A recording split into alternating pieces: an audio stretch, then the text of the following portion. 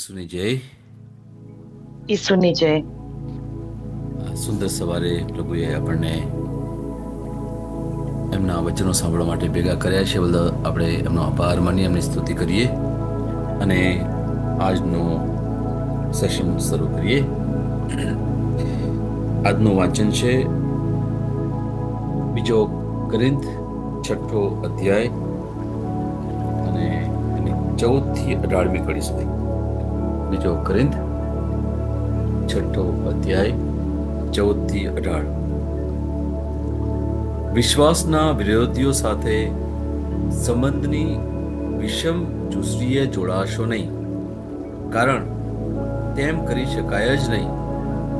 જૂઠ અને સત્ય એકબીજાના સાથીદાર શી રીતે બની શકે? પ્રકાશ અને અંધકાર એક સાથે કેવી રીતે રહી શકે? ખ્રિસ્ત અને શૈતાન કેવી રીતે સંમત થાય? વિશ્વાસી અને અવિશ્વાસીઓને શું લાગે વળગે? ઈશ્વરના મંદિરને મૂર્તિઓ સાથે શો સંબંધ? કારણ આપણે તો જીવતા ઈશ્વરનું મંદિર છીએ. ઈશ્વરે પોતે જ કહ્યું છે તેમ, હું મારા લોક મધ્યે મારું ઘર બનાવીશ અને તેમની સાથે વાસો કરીશ. હું તેમનો ઈશ્વર થઈશ અને તેઓ મારી પ્રજા બનશે. તેથી પ્રભુ કહે છે, તમે તેમનામાંથી નીકળીને અલગ થાઓ. જે અશુદ્ધ છે તેનો સ્પર્શ પણ ન કરો, એટલે હું તમારો સ્વીકાર કરીશ. હું તમારો પિતા બનીશ અને તમે મારા પુત્ર પુત્રીઓ બનશો. એવું સર્વશક્તિમાન પ્રભુ કહે છે. આ પ્રભુની વાણી છે. હાલો, આજે જે વચન છે એ ખરેખર આપણા બધા જે માનસિક વાળાઓ છે ને એ તોડવા માટેનું વચન છે. માનસિક વાળાઓ, આપણી જે બધી રૂઢિઓ છે, જે માન્યતાઓ છે, અંધશ્રદ્ધાઓ છે અને ઘણું બધું આપણા મગજમાં આપણે કદાચ વર્ષોથી લઈને બેઠા છીએ. ઘણું બધું આપણે આજુબાજુ આપણે જોઈએ છીએ. કદાચ આપણી જે પ્રાર્થના કરવાની જે રીત છે અથવા પરમેશ્વરને સમજવાની રીત છે, લોકોને સમજવાની રીત છે, દુનિયાને સમજવાની અને સ્વર્ગને સમજવાની જે બધી જાત જાતની જે બાબતો છે અને જેમાં આપણે ગળાબૂળ થયેલા છીએ, કદાચ આપણે વર્ષોથી જે કરતા આવ્યા છીએ અને આપણને લાગે છે કે આ જ સત્ય છે. આ વચન છે ને મારા વાલાઓ, આપણને કહેવાય ને કે એક જાગૃત કરવા માટે આપણે પ્રેરે છે, સભાન થવા માટે પ્રેરે છે. જો આ વચન આપણે વાંચીશું ને તો તમને ખબર પડશે. એ પહેલા મારે તમને આ વિષય જે આપણે આજે સેશન લે છે એનો એક નવો વિષય છે, જે મુખ્ય વિષય છે મન એક યુદ્ધ ભૂમિ, અને એમાં ઈશ્વરની કૃપાથી હકારાત્મક વલણ કેળવવું.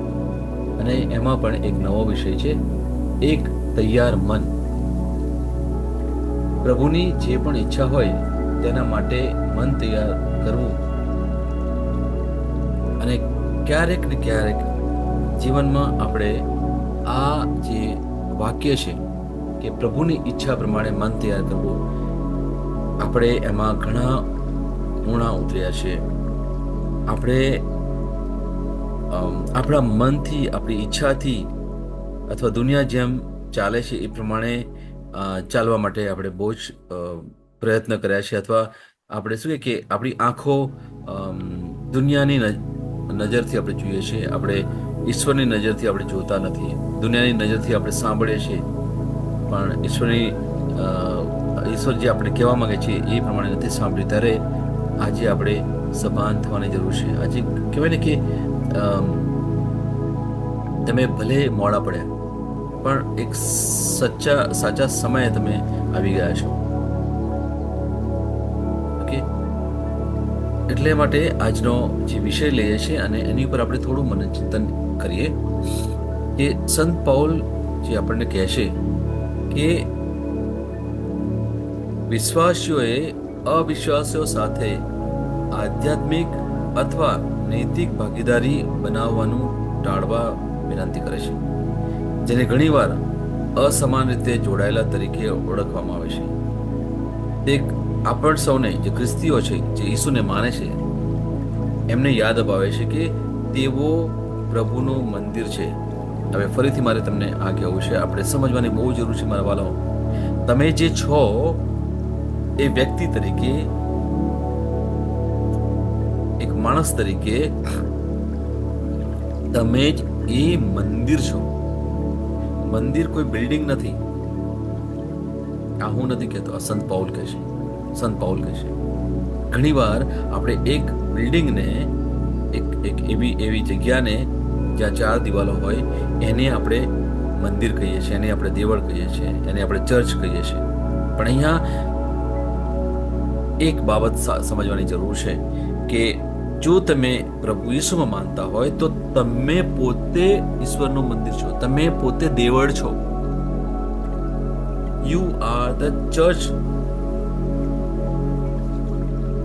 અને તેમને દુન્યવી પ્રભાવોથી અલગ પવિત્ર જીવન જીવવા માટે બોલાવવામાં આવે છે.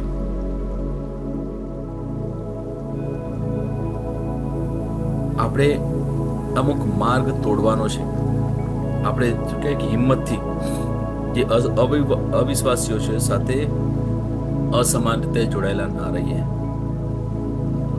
આ બે અલગ અલગ કદ અને પ્રજાતિના પ્રાણીઓ એકબીજા સાથે રાખવાની વૃત્તિનો પ્રથા છે ઘણા વખતોથી. જે લોકો એ સમયે ઇઝરાયલમાં રાખતા હતા, પણ અહીંયા એ કહે છે કે એ પ્રથા છોડી દઈએ. જો જેના કારણે સીધી રેખામાં, જો તમારે કહેવાય ને કે જો એ ખેડૂત જો ખેતરમાં ખેડે તો એમાં એક સરખા 2 બળદ હોય. એક ગધેડો અને બળદ ના હોઈ શકે. જો એને સીધું ખેડાણ કરવું હોય ને એકદમ સીધી લાઈનમાં, તો એને 2 સરખા બળદ રાખવા પડે. તો બંને એક સરખે ચાલે અને તો જ એ સીધી લાઈનમાં એ ખેડાણ કરી શકે. પણ અહીંયા પાઉલ આપણને બહુ જ સીધી વાત કરે છે કે એક ખ્રિસ્તી બિન ખ્રિસ્તીઓ સાથે ગાઢ સંબંધમાં રહી ના શકે. આ બધા જે સંબંધ છે, આવી જે કદાચ સંબંધો હોય આપણી પાસે, તો એ બધા બહુ બંધન કરતા છે. જેમ કે લગ્ન, એ વ્યવસાયિક ભાગીદારી, આ બાબતમાં આપણને બહુ મોટી ચેતવણી આપે છે. કારણ કે એક ખ્રિસ્તી એ સાચા પ્રભુમાં વિશ્વાસ કરે છે, અને એક બિન ખ્રિસ્તી એ જે કહેવાય ને, એને અંગ્રેજીમાં કહે છે ફોલ્સ ગોડ, જે ખરેખર ભગવાન નથી, સાચા ભગવાન નથી, એવી બાબતોમાં વિશ્વાસ કરે છે.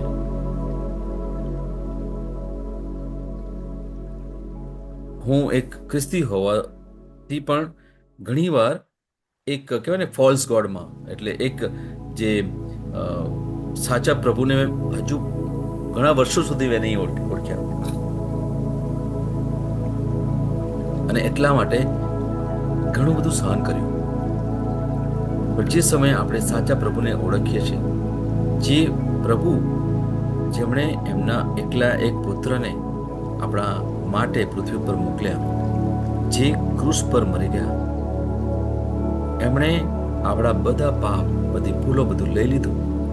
એમણે લોહી વેવડાવ્યું અને એ લોહીથી આપણને શુદ્ધ કર્યા.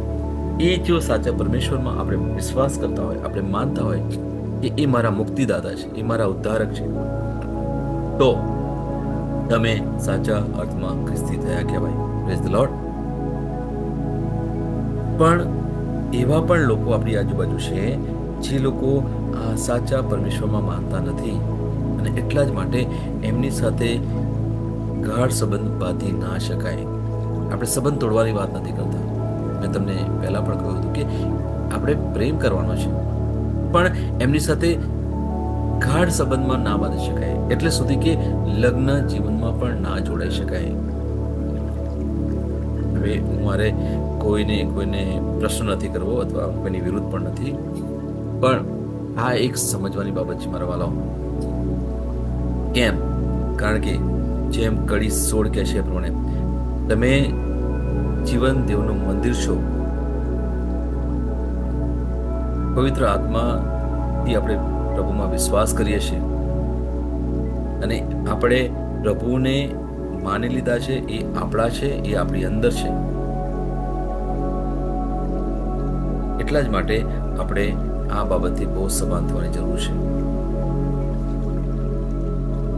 પાઉલ આપણને કહે છે કે આસ્તિક અને એક નાસ્તિક, એક વિશ્વાસી અને એક અવિશ્વાસી આ બંને સાથે રહી ના શકે. ન્યાયપણું ને અધર્મ આ બંને સાથે ના હોઈ શકે. પ્રકાશ અને અંધકાર, ખ્રિસ્ત અને શૈતાન, આ જે બધી બાબતો છે બધી એકબીજાની વિરુદ્ધ છે. જે મંદિર, ભગવાનનું મંદિર જે આપણે કહીએ છીએ, અને મૂર્તિઓ આ બંને અલગ બાબતો છે. એટલે જે વિરોધી છે, વિરોધી શક્તિ છે, એને આપણે કોઈ લાગે વળગે નહીં. કારણ કે આપણી જે શક્તિ છે, આપણું જે બળ છે, આપણી હિંમત છે, એ ફક્ત ને ફક્ત પરમેશ્વર જ છે. એટલા માટે એક ખ્રિસ્તીને અવિશ્વાસી સાથે મૂળભૂત રીતે કોઈ પણ આધ્યાત્મિક સંબંધ હોઈ જ ના શકે. આજે વાત કરું છું, કદાચ અલગ અલગ મનમાં વિચારો આવશે અથવા કદાચ સીધે સીધું સમજી નહીં શકાય, તો હું તમને એક જ સલાહ આપીશ કે તમે કોરિન્થનો બીજો પત્ર એનો 6 અધ્યાય એની 14 થી 18મી કડી તમે વાંચો તો ફરીને ફરી તમે વાંચશો તો તમને ઘણું બધું જ્ઞાન મળશે. અને એટલા માટે આપણે આ બાબતને ખાસ સમજવાની છે. મારી પાસે એક ઉદાહરણ છે. થોડા સમય પહેલા એક નોર્થ ઇસ્ટની વ્યક્તિ મારી પાસે આવી અને મને કહ્યું કે મને એક બીજા વિધર્મી સાથે પ્રેમ છે અને એની સાથે મારે લગ્ન કરવું છે.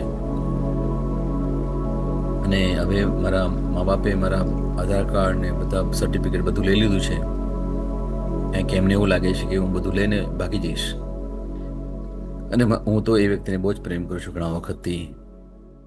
એટલે મને તમે કંઈ સહાય કરો, મને કંઈ સલાહ આપો. અને હું વિચારમાં પડી ગયો કે જે વ્યક્તિ પુખ્ત થઈ ગઈ છે એ પછી બીજા વિધર્મીને પણ પ્રેમ કરતી હોય, હવે એ વ્યક્તિને કંઈ ફરક નથી પડતો કે ખ્રિસ્તી છે કે બિન ખ્રિસ્તી છે, વિશ્વાસ કરે છે કે અવિશ્વાસ કરે છે. પણ એને બસ એક જ બાબત છે કે હું જો આ વ્યક્તિને પ્રેમ કરું તો મારે એની સાથે જ મારે જીવન શરૂ કરવું છે, એની સાથે મારે સંસાર માંડવો છે. એટલે હું થોડી દ્વિધામાં હતો કે એને શું જવાબ આપી શકું. મેં પ્રાર્થના કરી અને ત્યાર પછી મને પ્રભુએ અમુક વચનો આપ્યા અને એમાં સૌથી મોટું વચન મને આપ્યું એ આજ આપણે જે વાંચ્યું એ પ્રમાણે બીજો કોરિન્થ 6 અધ્યાય 14 થી 18મી કડી. અને અહીંયા સંત પાઉલ સીધી વાત કરે છે કે જો તમે પ્રકાશના બાળકો હોય, પ્રકાશના સંતાનો હોય તો અંધકારમાં ના પડો. જો તમે વિશ્વાસી હોય તો અવિશ્વાસી સાથે ના જોડાઓ. જો તમે સાચા પરમેશ્વરને માનતા હોય અને તમને ખબર હોય કે તમે પ્રભુનું મંદિર છો, તો જે લોકો મૂર્તિઓમાં માને છે, જે લોકો એક બિલ્ડિંગને મંદિર સમજે છે, જેમને સાચા પરમેશ્વરની જાણ નથી, તો એક સાચા પરમેશ્વરમાં માનનાર વ્યક્તિ એવી વ્યક્તિઓ સાથે ના જોડાઈ શકે. મારા વાલાઓ, મારે એ વ્યક્તિની સાથે હજુ પણ વાર્તાલાપ ચાલે છે અને એ વ્યક્તિ કહેવાય ને કે હજુ પણ સંમત નથી મારી વાતથી. હું તો એટલું જ કહું, અને મેં કહ્યું છે કે તું પ્રાર્થના કર, અને મેં બાઇબલનું વચન પણ આપેલું છે, અને કે મેં કહ્યું છે તું વાંચ, અને પ્રભુ તને સમજૂતી આપશે, પ્રભુ તને શાણપણ આપશે, ડાપણ આપશે. કારણ કે મારા વાલાઓ, જીવનમાં ઘણીવાર આપણે એવી બાબતોમાં પડેલા હોઈએ છીએ, અમુક પ્રકારની એવી લાગણીઓમાં આપણે પડેલા હોઈએ છીએ, ત્યારે આપણને શું સાચું અને શું નરસું એમાં ભેદ નથી કરી શકતા. કઠણ છે. હું નથી કહેતો કે હું બોલ્યો એટલે તમારે બસ સીધે સીધું એ કરવાનું છે. હું તમને એટલું જ કહું છું કે જો તમને તમારા મનમાં આવો કંઈ વિચાર આવી ગયો હોય કે કંઈક તો યાર સારું નથી, કંઈક તો ખોટું ચાલી રહ્યું છે, આપણે મનને તૈયાર કરવાનું છે. આજનો જે વિષય છે એ પ્રમાણે મનને તૈયાર કરવાનું છે કે પ્રભુ તમે મને સાચી સમજ આપો કે આ જીવનમાં જે કંઈ ચાલી રહ્યું છે, જે પ્રકારની મારી લાગણીઓ છે, જે પ્રકારનું મારું માનસ છે, જે મારી ઈચ્છાઓ છે, એ સાચા અર્થમાં ખરેખર સાચી ઈચ્છા છે, સારી હું જે કરું છું એ બધું સાચું કરું છું, તમારી ઈચ્છા પ્રમાણે કરું છું કે કેમ? પ્રભુને આપણે માગવાનું છે કે પ્રભુ તમે મને સહાય કરો. મારી મનની વાતો તમે ઓળખો છો, મારા વિચારોને તમે ઓળખો છો, તમે મને સહાય કરો કે આ જીવન હવે અહીંયાથી કેમનું આગળ વધવાનું, આગળ ડગલું કેમનું માંડવાનું. પ્રભુ તમે મને સહાય કરો. મને સમજણ નથી પડતી, હું તો ગૂંચવાયેલો છું. જે પ્રમાણે જે પરિસ્થિતિ મારી સાથે થઈ રહી છે પ્રભુ, બહુ જ કઠિન છે, નથી ફાવતું, નથી ગમતું. તમે મારા સાચા પરમેશ્વર છો, તમે મને સહાય કરો પ્રભુ. કારણ કે એક નકારાત્મક વ્યક્તિ એના મનમાં શું ચાલે અને શું બોલે કે એક એટલું જ કહેશે કે મને હવે જીવવું નથી, બધું ખતમ થઈ ગયું છે, કોઈ મને પ્રેમ નથી કરતું, હું એક સફળ વ્યક્તિ છું. આ નકારાત્મક વ્યક્તિનો વિચાર છે અને એ પ્રમાણે બોલે પણ છે, એ પ્રમાણે વર્તન પણ કરે છે. પણ એક સકારાત્મક વ્યક્તિ જે પ્રભુમાં વિશ્વાસ રાખે છે એ એટલું જ કહેશે, અત્યારે તો હું દુઃખી છું કારણ કે આવું કંઈ થઈ રહ્યું છે, પરંતુ હું ઈશ્વર પર ભરોસો રાખું છું. મને આશા છે હું અને મારા કુટુંબીજન, હું અને મારા મિત્રો અમે મળી શકીએ, અમે સાથે બેસીને ઈશ્વરની ઈચ્છાને અનુરૂપ જીવન જીવવા માટે પ્રયત્ન કરીએ. જો તમે પતિ પત્ની હોય તો સાથે બેસીને બાઇબલ ખોલીને પ્રભુનું વચન વાંચીને, અથવા તમે કોઈ જો મિનિસ્ટ્રી કદાચ હોય, કોઈ ઉપદેશક હોય, સારા ઉપદેશક હોય, એમને તમે સાંભળો. તમારી ઈચ્છા, તમને ખબર હોવી જોઈએ કે સાચા ઉપદેશક કોણ છે. એક મારે તમને વાત કરી છે મારા વાલો કે ઉપદેશકો તો ઘણા છે, પણ ઘણા ઉપદેશકો ગેરમાર્ગે દોરનાર છે. હું તમને નામ નહીં આપું, તમને પ્રભુ જ કહે છે. હું તમને એટલું કહી શકું કે આપણી પાસે એક બ્રધર જોન્સન છે, એમના ઉપદેશ એ બહુ જ સરસ છે. એ સીધા બાઇબલને અનુરૂપ જ વાત કરે છે, ક્યારેય બાઇબલની બહારની વાત નથી કરતા. જે ઈશ્વરની ઈચ્છા છે આપણા માટે એની જ વાતો કરે છે. એટલે જો તમે કુટુંબમાં સાથે બેસીને એ તમે બધા સાથે સાંભળો, તમે નોટબુક અને પેન લઈને લખો, એનાથી શું થશે ખબર છે? એક વિશ્વાસ આવશે, તમને એક શાંતિ મળશે, પ્રભુના પ્રેમનો અહેસાસ તમને થશે, એક નવી આશા તમારા જીવનમાં આવશે. તમારી જે શંકાઓ છે, તમારો જે ડર છે એ નાસી જશે, એ ભાગી જશે. હું તમને આ ખાતરીથી કહું છું, કારણ કે એક સમયે જે પ્રમાણે મારું જીવન હતું, આજે જો હું પ્રભુમાં આવ્યો હોઉં તો ફક્ત ને ફક્ત મેં સારા જે પ્રચારકો છે એ લોકોને મેં સાંભળ્યા છે, અને એટલા જ માટે પ્રભુએ અમારી પર બહુ જ કૃપાઓ વર્ષાવી છે. ના, તમે કહેશો કે બધું સારું થઈ ગયું છે તમારી સાથે? ના. જે પ્રકારે જીવન ચાલી રહ્યું છે, પડકારો ઘણા છે, કહેવાય ને કે તોફાન ઘણું છે, અને એક તરફથી નથી, ઘણી બધી તરફથી તોફાન ચાલી રહ્યું છે. પણ એક ઈશ્વર ઉપર જે ભરોસો મૂક્યો છે ને, કે એક ઈશ્વરે જે આશા આપી છે ને, એ આશા સાથે અમે જીવીએ છીએ ને, કે આ જે પરિસ્થિતિ છે ને એ તો થોડા સમયની છે, મર્યાદિત છે, પણ હવે પછીનો જે સમય આવશે ને એ તો બહુ જ ઉત્તમ આવશે. આ તોફાન છે ને એ થોડા સમયનું છે, અને આ તોફાનમાં હું તને મક્કમ બનાવવા માંગુ છું, હું તને દ્રઢ બનાવવા માંગુ છું, વિશ્વાસમાં તું વધારે તાજો થઈ જા, વધારે મજબૂત થઈ જા. એટલા માટે આ તોફાન છે મારા વાલાઓ. નાસીપાસ નથી થવાનું, પ્રભુને પ્રશ્ન પણ નથી કરવાનો, શાંત રહેવાનું છે, આનંદથી રહેવાનું છે. પ્રયત્ન કરો, તમે પ્રયત્ન કરો. હું એટલા માટે નથી કહેતો કે મારું બધું સારું છે, એટલા માટે હું અને આમાંથી બધી બહાર નીકળી ગયો છું, એટલા માટે તમને આ પ્રમાણે વાત કરું છું. ના વાલાઓ, અત્યારે જે પરિસ્થિતિ ચાલી રહી છે એ સાચા અર્થમાં બહુ જ કઠિન છે, બહુ જ કઠિન છે. ભવિષ્ય શું છે નથી ખબર, નથી ખબર. ક્યાં જઈશું ખબર નથી, શું કરીશું ખબર નથી. પણ મારા વાલાઓ, મને પ્રભુએ આ જે મિશન આપ્યું છે ને એ મને કહે છે તું ચાલુ રાખ, તમારી પર ફક્ત ને ફક્ત વિશ્વાસ કર. પ્રભુ મજબૂત બનાવે છે, સાચું કહું છું, રોજ ન રોજ મજબૂત બનાવે છે. પ્રભુમાં કહે છે તું વચનમાં ઊંડો ઉતર, મારી પર વિશ્વાસ કર.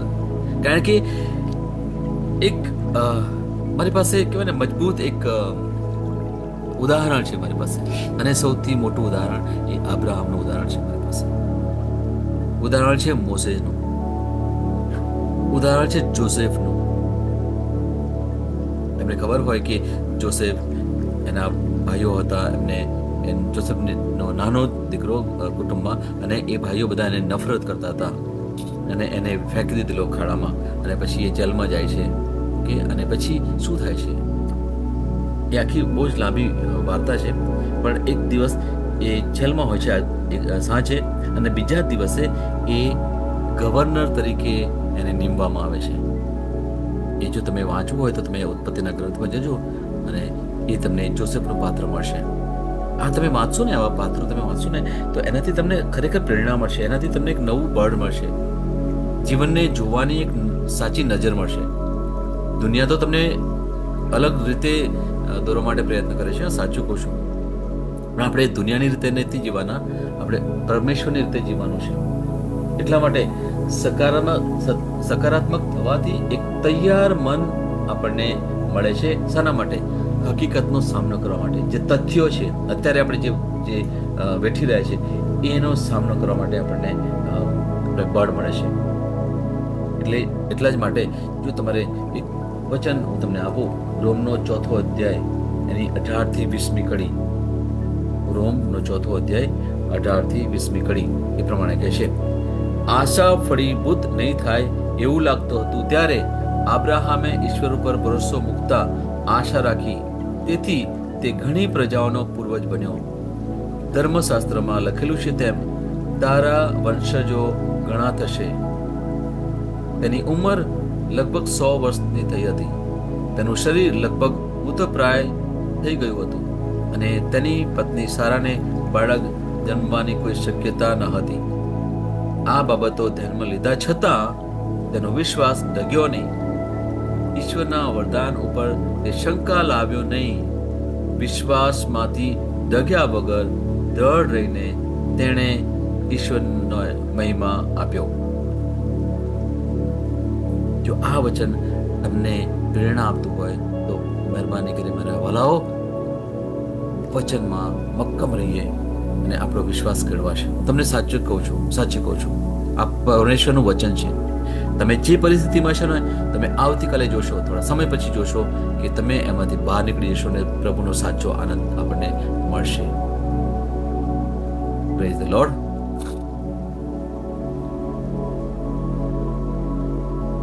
Praise the lord. આવો આપણે ઈશ્વરે જે આપણને વચનો આપેલા છે એની આપણે ઘોષણા કરીએ.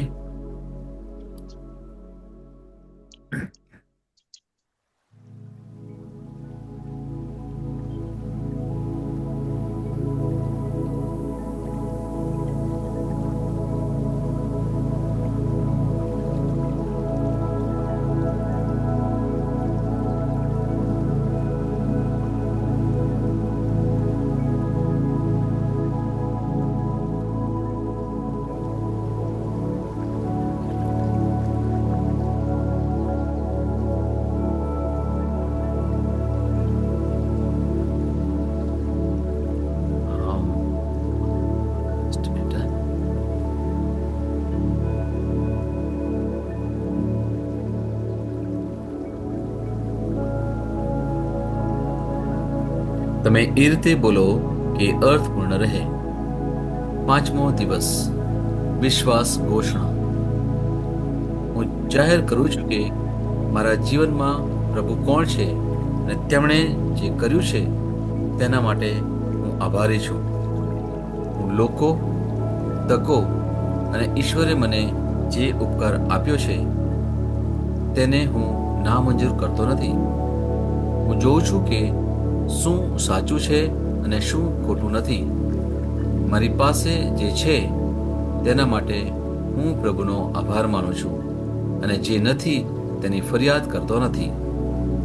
હું દિવસે પ્રભુ તરફથી ભેટ લઉં છું. મારું હૃદય તેમની બધી ભલાઈ માટે વખાણ અને કૃતજ્ઞતાથી છલકાય છે.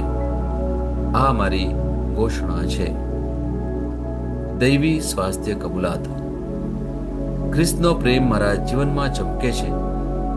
હું ઈસુમાં સંપૂર્ણ રીતે પૂર્ણ છું અને તેથી મારા શરીરની તમામ પ્રણાલીઓ કાયમ સારા સ્વાસ્થ્યમાં શ્રેષ્ઠ રીતે કાર્ય કરી રહી છે. આમીન.